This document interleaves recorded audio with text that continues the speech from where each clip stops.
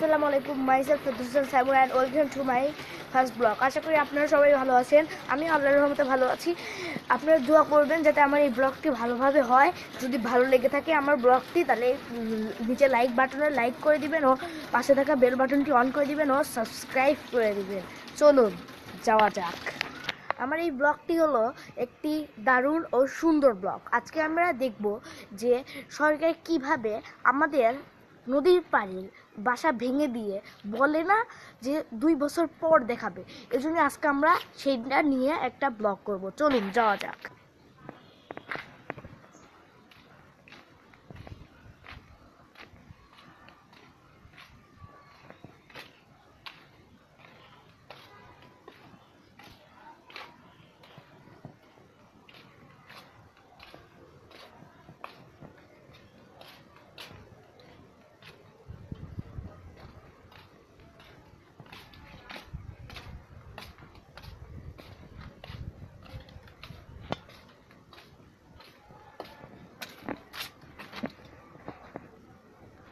দেখুন গাইস, কিভাবে মসজিদ তারপরে ঘর বাড়ি ভেঙে ফেলা হয়েছে।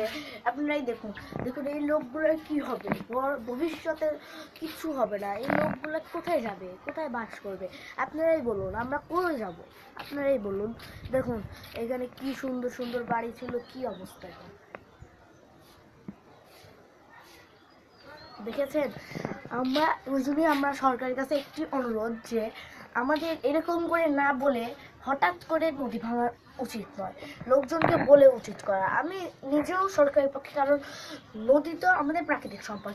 নদী যদি না থাকে তাহলে দেশটা কেমনি হলো? দেশ তো হলো প্রাকৃতিক সম্পদ। দেশ যদি না, নদী থাকা লাগবে, দেশ থাকা লাগবে। দেখেন নদীর কি অবস্থা, দেখেন নদীর কি অবস্থা। দেখেন মসজিদ ভেঙে ফেলা হয়েছে, এই দেখেন এদিকে বাড়ি ঘর সব কিছু ভেঙে ফেলা হয়েছে। এগুলাই হলো আমাদের দেশের অবস্থা, বর্তমান উন্নতি। দেখুন বাড়িটি ভেঙে ফেলা হয়েছে, ওই দেখুন।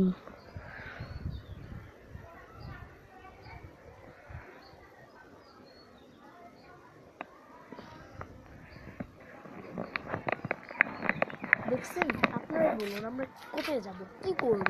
এইটাই হলো আমাদের আসল জিনিস। আমরা যদি আমার ধারণায় হলো আপনার নদীও হলো একটি প্রাকৃতিক সম্পদ, কিন্তু নদী থাকলেই তো দেশ থাকবে। আবার যদি দেশকে যদি বাঁচাতে হয় তাহলে তো মানুষ থাকা লাগবে। মানুষ না থাকলে লোক থাকবে কেমনি করে? দেশের আচার আচরণ থাকবে কেমনি করে? আমরা যেরকম বলে থাকি বাংলাদেশ একটি উর্বর প্রদীপ অঞ্চল, এটা সত্য কথা। ধান চাষ হয়, অনেক চাষ হয়। আমাদের এই পাবনা জেলাতেই অনেক চাষ হয়, কারণ আমাদের এই পাবনা জেলাটাই অনেক বড় একটা জেলা। আমরা আল্লাহর কাছে দোয়া করি যাতে এর মতো এই অসহায় লোকেরা যেন জায়গা পায়। দেখুন মসজিদের কি অবস্থা, মসজিদের কি অবস্থা।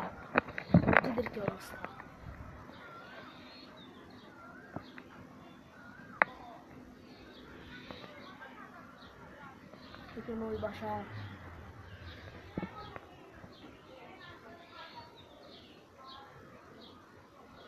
দেখেছেন? আমরা ওই জন্যই বলবো সরকারের কাছে একটি অনুরোধ, এরকম অসহায় মানুষদের জায়গা খুঁজে দিন। সরকারই হলো আসল জিনিস। আপনারা যদি জায়গা খুঁজে দেন তাহলেই হলো এরা আসল জায়গা পাবে, আশ্রয় পাবে, লাভ করতে পারবে, টাকা পয়সা ইনকাম করবে। এই যে আমাদের করোনা ভাইরাস হয়েছে, করোনা ভাইরাসে অনেকেই টাকা ইনকাম করতে পারছে না, কিছু করতে পারতেছে না। আমরা বলবো যে হলো যাতে করোনা ভাইরাস তাড়াতাড়ি করে শেষ হয়ে যায়। আল্লাহ কাছে দোয়া করি যাতে করোনা ভাইরাস তাড়াতাড়ি করে শেষ হয়ে যায়, নির্মুক্ত হয়ে যায়। আমরা পরবর্তী ইয়াতে দেখা হচ্ছে ইনশাল্লাহ। আমার আজকের ব্লগটি এই পর্যন্তই। সবাইকে আসসালামু আলাইকুম। আর ব্লগটি যদি ভালো লেগে থাকে প্লিজ একটি সাবস্ক্রাইব বাটনে সাবস্ক্রাইব করে দিবেন ও পাশে থাকা বেল বাটনটি অন করে দেবেন যাতে প্রতিটি ভিডিও আগে পেতে আপনারা যেন আগে পান। দেখুন কি অবস্থা।